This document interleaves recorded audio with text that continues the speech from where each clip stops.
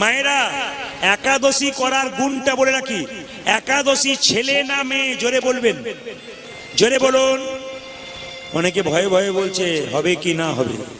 একাদশী ছেলে না মেয়ে? শুনে রাখুন। হ্যাঁ, একজন অসুর ভগবান বিষ্ণুর সঙ্গে যুদ্ধ করেছিল। ভগবান বিষ্ণু যখন গুহার মধ্যে ঢুকে গেল, তখন সে অসুরটা যখন ভগবান বিষ্ণুকে মারতে যাচ্ছে, ভগবান বিষ্ণুর দেহ থেকে একটা জ্যোতি সৃষ্টি হলো। সেই জ্যোতি থেকে একটা নারী মূর্তি সৃষ্টি হলো। সেই নারীটা অসুরটাকে মস্তক ছেদন করলো। ভগবান বিষ্ণু মেয়েটাকে বললো, বারে মেয়ে, আমার ক্ষমতা হলো না আর তুমি অসুরটাকে মেরে ফেললে। মেয়েটি কেঁদে কেঁদে বলল, ভগবান বিষ্ণু, তোমার শরীর থেকে আমার জন্ম, আমাকে আপনি অপমান করবেন না। আপনার শক্তিতে শক্তিময়ী হয়ে আমি অসুরকে হত্যা করেছি। তো সঙ্গে সঙ্গে মেয়েটি বলে উঠলো, আমাকে একটা ভালো জায়গা দিতে হবে।